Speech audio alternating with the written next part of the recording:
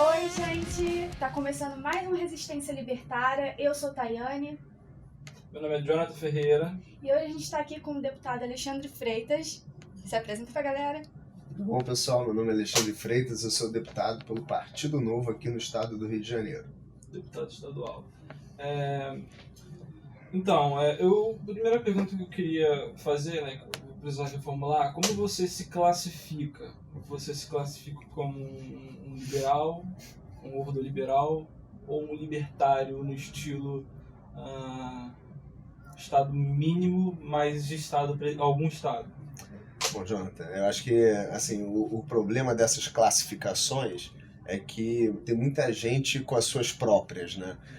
Eu gosto sempre de debater princípios. Assim. Se você me perguntar, na essência, imposto é roubo, eu vou dizer que é.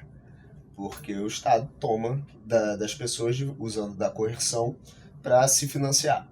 Beleza. Agora, você vai me perguntar, o imposto hoje, no modelo de Estado que nós temos, ele é necessário? A gente consegue acabar com tudo de um dia para o outro? Acho muito difícil, na prática. Na teoria, seria ótimo. Mas eu costumo dizer que o imposto no Brasil, além de ser roubo, é também uma forma de estelionato, porque o Estado, dada a carta de fantasia, que é a nossa Constituição, eles fingem que vão garantir algum direito e não garantem absolutamente nada, e via de regra, aquele político que faz a gestão do dinheiro, não só político, mas o agente público como um todo, ele toma uma parcela bastante gorda para ele. Então, assim, eu acho que sim, que o Estado tem a sua função. Como a gente estava falando antes de começar a gravar, existe a questão do monopólio da força. Se eu digo que ninguém detém o monopólio da força, na prática, alguém vai deter esse monopólio. E a gente precisa, sim, de um agente regulador, seja ele privado ou público. E aí é ótimo que seria todo mundo lá, o tal do contrato social, se todo mundo, quando fizesse 18 anos, pudesse optar aonde que vai viver, mas a gente tem que trazer sempre a ideologia para termos práticos.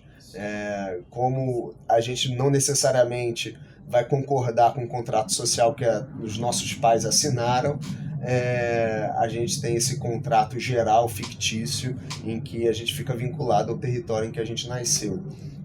Mas seria ótimo que a gente pudesse, a partir de um ponto, chegar, quer saber, eu vou para a Lituânia agora, porque a Lituânia me representa melhor. Mas, enfim.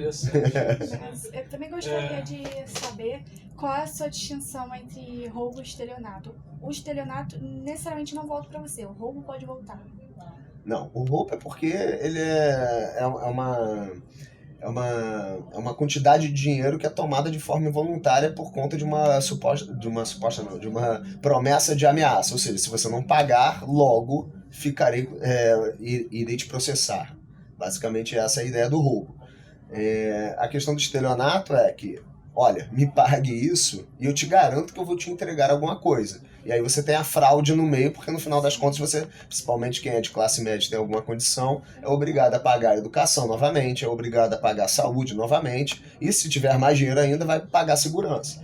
Então, o conceito do estelionato está aí, em ele dizer, o Estado dizer que vai pegar X dinheiros e vai te entregar alguma coisa, no final não te entrega absolutamente nada. Entendi.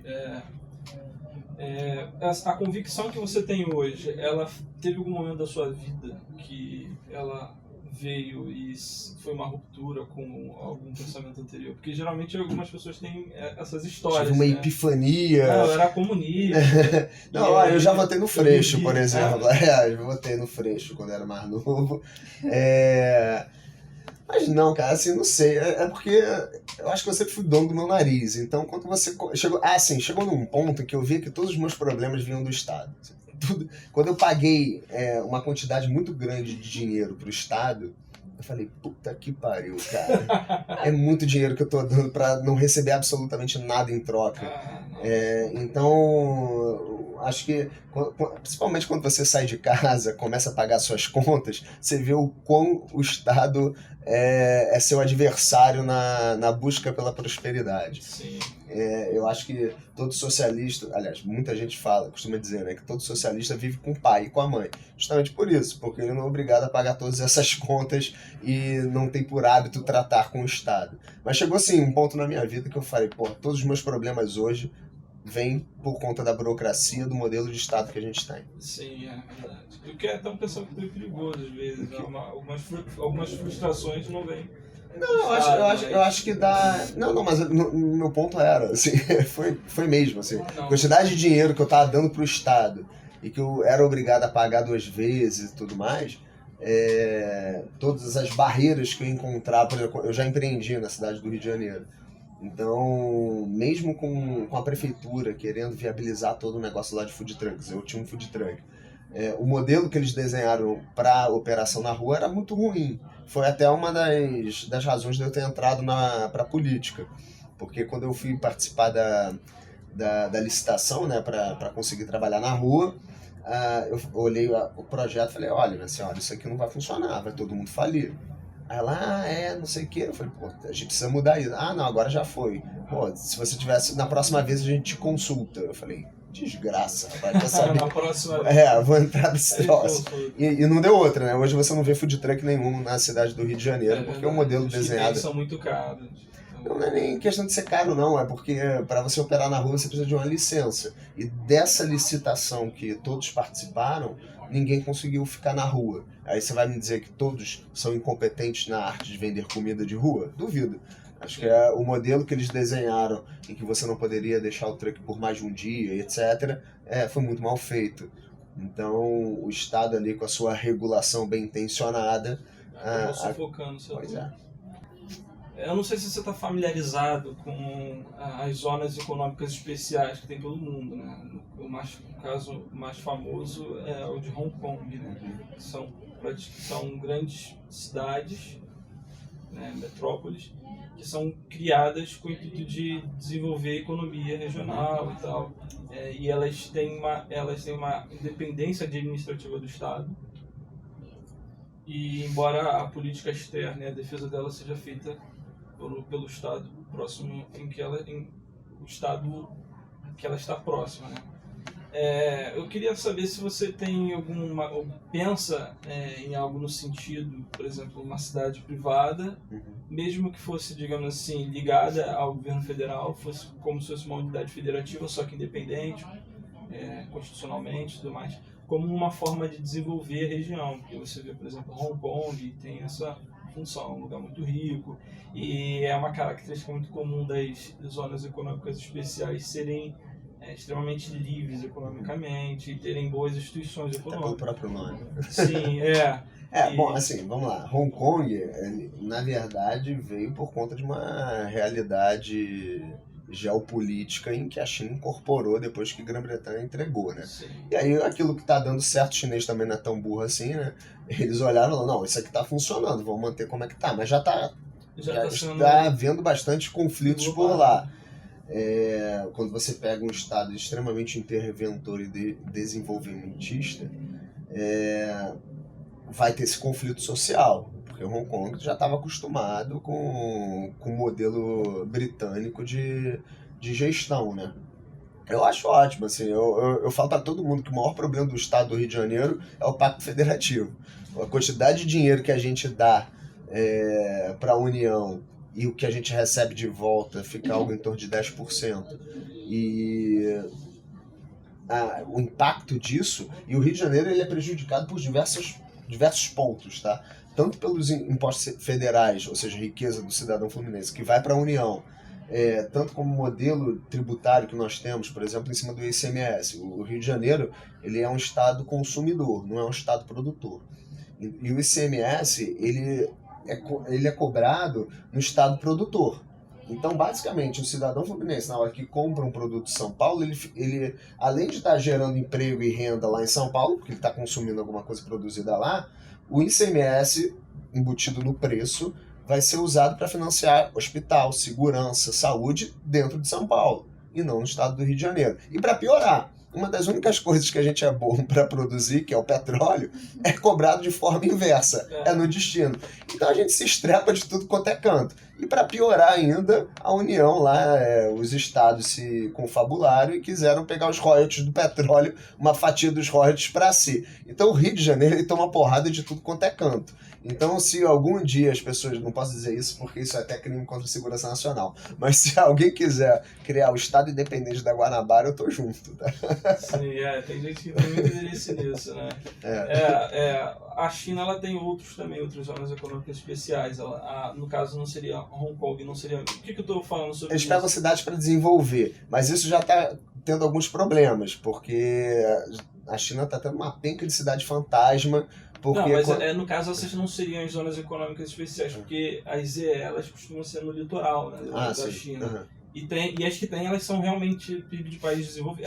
Parecido com Hong Kong, costumam ser menor. Atestado que a liberdade funciona. Sim, e alguns exemplos que tem de, digamos assim, uma administração independente é, por exemplo, Mônaco. Singapura, se bem que Singapura, não, elas não são zonas econômicas. Livre, né? E também não é muito livre, se você quiser falar alguma não, coisa. É verdade, mas economicamente é livre, né? Uhum. Mas eu pergunto isso porque, por exemplo, Luxemburgo. Essa proposta já teve dessa proposta. Não, mas a gente nunca debateu isso dentro do Novo. Nunca debateu. Isso eu queria saber. Isso nunca foi debatido. Acho até que se bobear o modelo constitucional que nós temos não permitiria. Mas eu acho que está aberto ao debate, assim. Mas nunca foi pensado, nunca foi debatido isso dentro do Novo. Tá? Sim, entendi. É uma proposta muito interessante, eu ia gostar. Você pode comprar uma ilha e começar a fazer.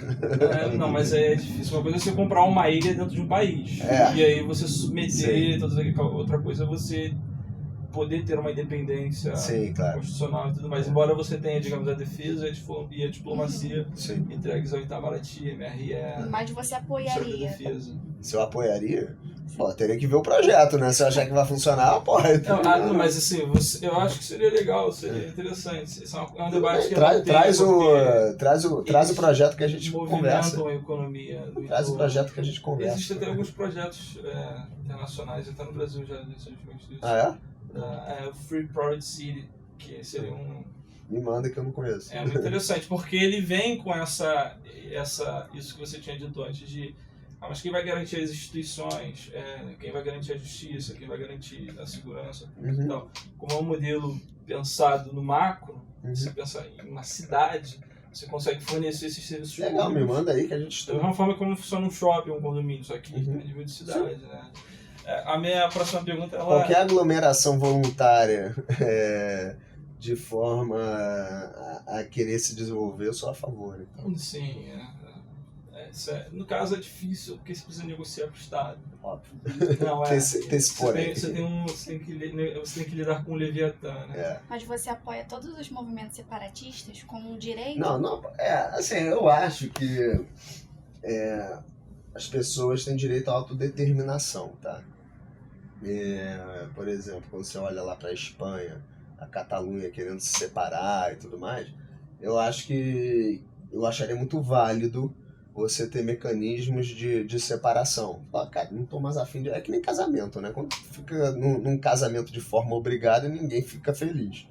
Então, eu acho que movimentos separatistas têm bastante legitimidade.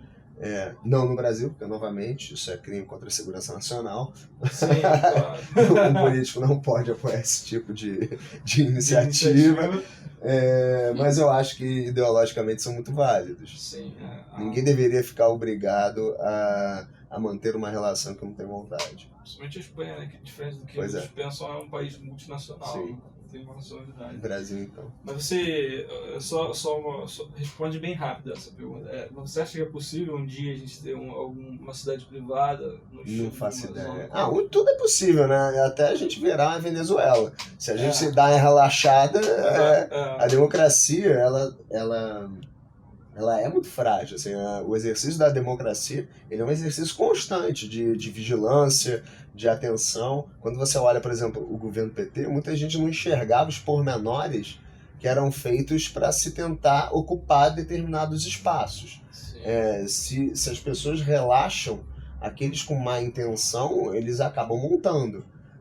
Por exemplo, se você pega declarações do Hugo Chávez logo no início, ele fala que é um democrata e tudo mais. Então é que nem o Sábado. Pois é, maravilhoso. Você fala, pô, esse cara é excelente, vai conduzir a Venezuela para o melhor caminho. Sim. Então, assim, a democracia e a mudança para um regime totalitário, ela não acontece com a ruptura, tirando as revoluções. Mas, via de regra, ela vem ali por aquele banho-maria, né? O sapo ali dentro da panela, e aí você ocupa aqui, ocupa lá. Uma das coisas que o PT nunca foi competente foi de escolher ministros do STF para lotear de uma forma homogênea, tá? Muitos ministros que entraram lá pelo governo, PT, eles prometeram uma coisa e quando chegaram lá, e aí mérito nosso institucional de garantia de independência, eles mudaram totalmente, mandaram um belo dedo do meio pro PT e falaram, a gente não vai participar disso. E o próprio presidente do PT disse que o maior erro do PT foi não ter cooptado as Forças Armadas, porque o PT achou que ele poderia comprar todo mundo. Ele achou que poderia comprar a classe média, os pobres, né, com bolsa com concurso público, e os ricos com BNDES. Só que, obviamente, chega um ponto em que tudo satura e quem paga a conta não consegue mais pagar. Né? Também tinha o Conselho Federal de Jornalismo também. Também. Verdade. E você é otimista quanto ao... Eu tenho que ser, né? Se eu tô aqui, se eu não for, eu peço minhas contas, vendo tudo que eu tenho e vou pra fora. Você é otimista do Brasil se tornar um país liberal no estilo que foi, por exemplo, a Inglaterra? Sou bastante. Cara, a Inglaterra era uma bosta, assim. Como foi, né? Então era uma bosta. Outros países eram uma bosta. 50% de imposto, já tá nesse nível, vi recentemente isso. Mas mesmo considerando que, digamos assim, todas aquelas políticas de cunho populista, fiscal, políticas que promovem gastos e tudo mais, mesmo essas políticas tendo muito mais apelo do que, por exemplo, uma política de corte orçamentário, uma política de desregulamentação. Cara, o populismo é o grande mal, né? A Glória Álvares fala muito bem sobre ele. O populismo ele é um grande mal, principalmente na América Latina. É algo a ser combatido. Mas eu sou muito otimista, assim, eu tenho uma fé muito grande na humanidade, assim, eu acho que a gente tem muito mais pessoas boas do que pessoas ruins. O problema é que quando você tem a maçã podre, ela contamina muito rapidamente os ambientes. Mas eu tenho uma fé muito grande, assim, eu acho que um grande problema da política é que a política ela tem, como ela detém, ela entrega parcela de poder. Ela tem uma capacidade extraordinária de atrair filho da puta e ladrão, né? Mas eu acho que isso, inclusive, é um papel de todos aqueles que não são filhos da puta e ladrões de ocupar esses espaços. Se a gente não ocupar, outros ocuparão. Então a gente precisa ter o pé no chão, por mais que a gente tenha as nossas críticas ao Estado, a gente precisa ocupar ele, porque se a gente não ocupar, gente muito pior vai. Sim, com certeza. Bem, você disse no plenário, na frente de todos os deputados, que imposto, em essência, é roubo, como você já disse aqui, e que no Brasil é estelionato, porque os serviços não voltam para você. A gente gostaria de saber, a gente está muito curioso, a gente que é libertário, como foi a repercussão disso lá dentro? Zero. Literalmente ignoraram. Aliás, parece que a minha assessoria falou que no dia alguns deputados balançaram a cabeça, outros riram, enfim. Mas não teve muita repercussão, não. Acho que ninguém concorda muito comigo, mas enfim, coisas do parlamento. Mas se diz muitas coisas aqui também, né? Tem a política brasileira cheia de história, né? De senador matando senador. Pois é. Em pleno plenário.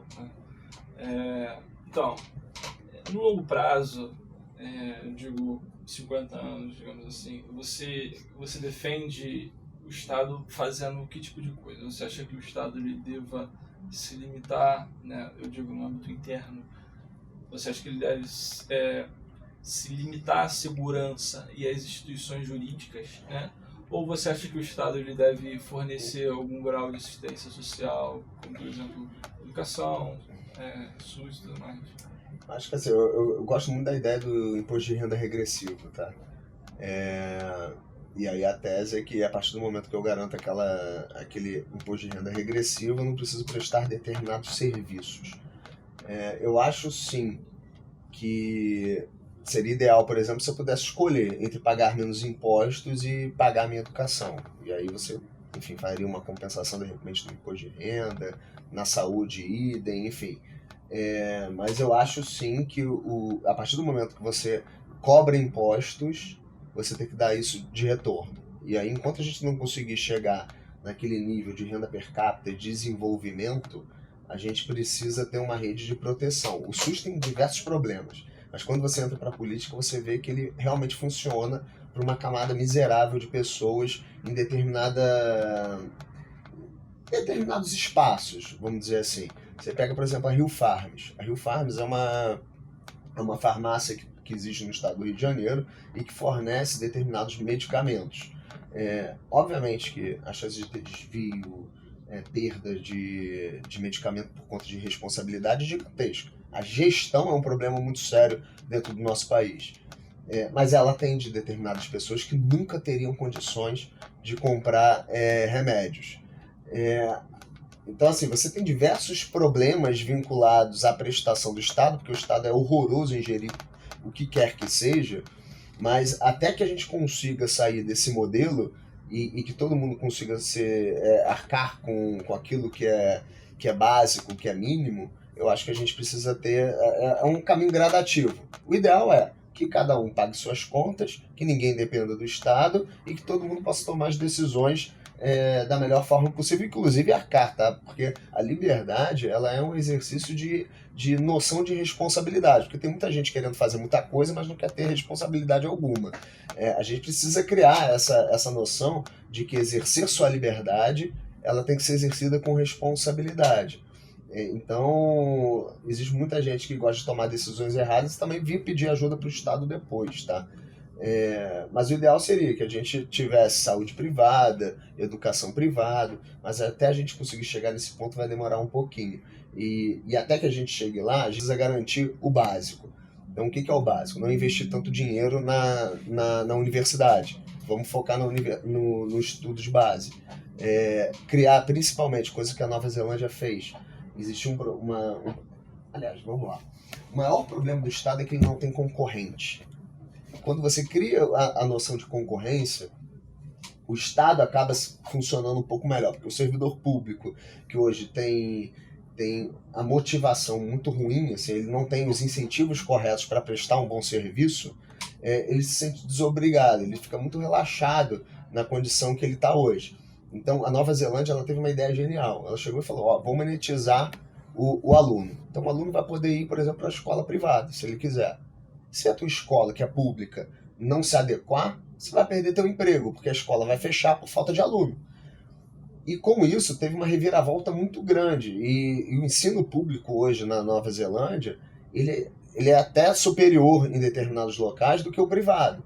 Então, a concorrência, ou seja, a aplicação do livre mercado, inclusive dentro do Estado, ela é fundamental. A gente não pode ignorar o que motiva a humanidade, o que faz peso e contrapeso, e o que gera a concorrência extraordinária. E eu costumo dizer que o capitalismo é o sistema que permite que até o mais egoísta das pessoas trabalhe em prol de um bem comum. Porque até um empresário ganancioso, para ele prosperar e ficar milionário, ele tem que resolver o problema de alguém. Sim. Se ele não resolver, ele não vai conseguir vender aquilo que ele quer vender, o serviço que ele quer prestar, enfim. Então, eu acho que o capitalismo é extraordinário por conta disso. A gente não precisa ficar perguntando se o açougueiro é gente boa ou não. Ele vai vender a carne porque ele quer ganhar dinheiro, alimentar a família e, por conta disso, ele vai matar a minha fome. Não precisa depender da boa intenção. Não precisa depender da boa intenção.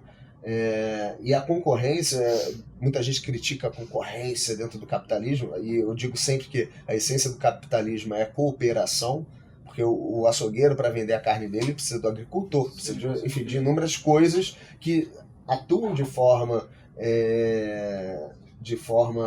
não articulada, conta de um pensamento central, mas que cooperam entre si de forma autônoma e independente. E a concorrência é o que faz os iguais a evoluírem.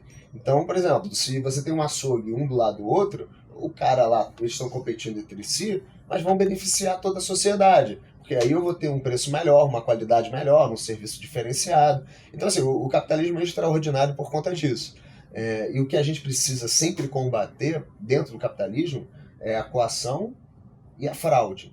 Ninguém tem direito de cometer fraude e coagir alguém.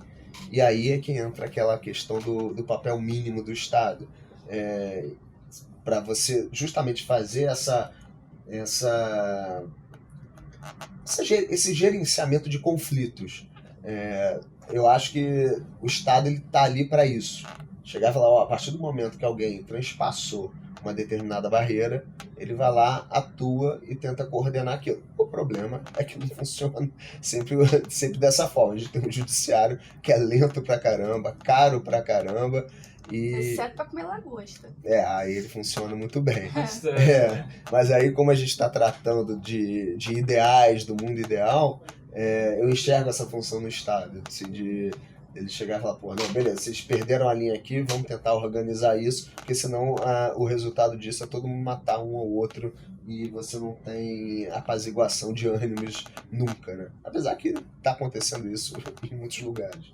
Então, fala um pouco das suas influências de autores libertários e também um pouco sobre se você pensa que um meio político serve de estopim para chegar ao libertarianismo. Eu gosto muito do Mises, ele não é libertário, eu sei, mas eu gosto muito do Mises, do Friedman. O Rothbard eu ainda tô conhecendo um pouco, não é? Qual Friedman? Hã? Qual Friedman? Eu gosto dos dois. De falar a verdade, eu acho até que o filho tá indo para um caminho bem mais interessante, às vezes. Mas, enfim, eu acho que assim, a gente tem que focar sempre também, gente. Ideologia é sempre muito bom, mas a gente tem que ter muito pé no chão, tá? A gente tem que ver o que funciona. E principalmente, com base na realidade que a gente vive.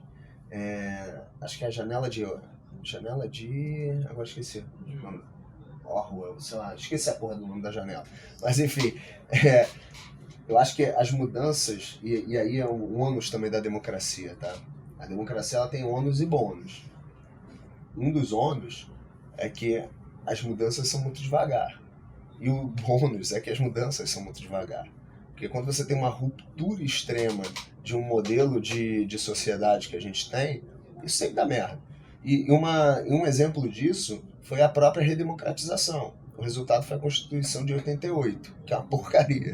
Então, quando você sai de um modelo muito, muito extremado para outro, você nunca organiza as coisas da forma como ela é ideal, tá? Então você tem hoje e isso é bastante verificável no mundo. Você olha, por exemplo, a Constituição de Portugal, também, eles fizeram depois de uma ditadura. A Constituição também não é muito boa. Então, quando você sai de uma ruptura de um sistema, até você adequar tudo, demora, é um tempo aí que leva. Eu acho que o Brasil ainda vai evoluir muito. Eu acho que a gente está no caminho certo. Então, como eu te falei antes, eu acho que seria ótimo que todo mundo pudesse decidir para onde vai, as leis que vai seguir, mas a gente vai demorar muito para chegar nesse ponto. E o que a gente tem que focar hoje é como que a gente diminui o tamanho do Estado na nossa vida, que isso já dá um trabalhão. Acho que o meu maior trabalho aqui dentro da LERJ é tentar evitar ideias ruins de se virarem leis, tá? É muita ideia intervencionista, é muito deputado achando que pode dizer o que a gente pode ou não fazer. Placa, então, é quase uma tradição isso aqui. Aliás, o que é uma tradição? Uma placa. Eles querem que você coloque a placa dizendo alguma coisa. Daqui a pouco a gente não vai ter parede, vai precisar de um muro para conseguir colocar todas as placas. Eu achava que isso era coisa de vereador. Isso eu vou perguntar. Mas alguém já te xingou nas placas? Já mandou assim algum recado carinhoso? Não, acho que não. Não, normalmente as placas são para ficar em comércios, né? Mas eu tô com uma ideia muito boa de placa.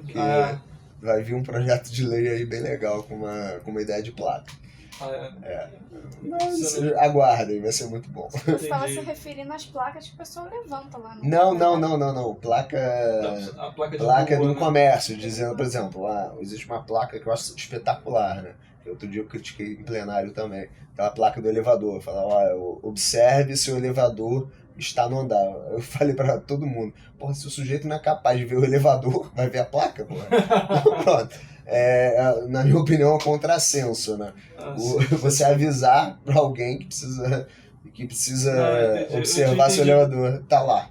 Eu tinha entendido que a placa seria pra nomear a rua, mas eu entendi Não. placas, você tem que avisar tudo. Aqui a gente não nomeia a rua, tem essa vantagem, isso é lá na Câmara de Vereadores. Mas a gente dá nome em escola, dá outras coisas aí. Mas o principal, e que acontece muito, é um deputado querendo que um comerciante bote uma placa para avisar sobre alguma coisa que ele acha muito essencial e que as outras pessoas deveriam saber. Entendi. E se você pudesse mandar um recado para os libertários, falar para os libertários alguma coisa, o que você diria para os libertários, que é o nosso público? Pode ser qualquer coisa, consolo, a diversão, qualquer coisa. Vira pra eles. Bom, gente, acompanha a Alerj, tá? Como eu falei, se a gente não começar a ocupar os espaços, outras pessoas ocuparão. Então a gente precisa sim participar, principalmente da política. A mudança que a gente vai conseguir fazer só vai conseguir se todo mundo levantar o bumbum da cadeira e participar. Eu digo para todo mundo, tá? Eu acho que o político ele é um prestador de serviço com 4 funções básicas. A primeira é fazer proposições com base na ideologia que a gente defende.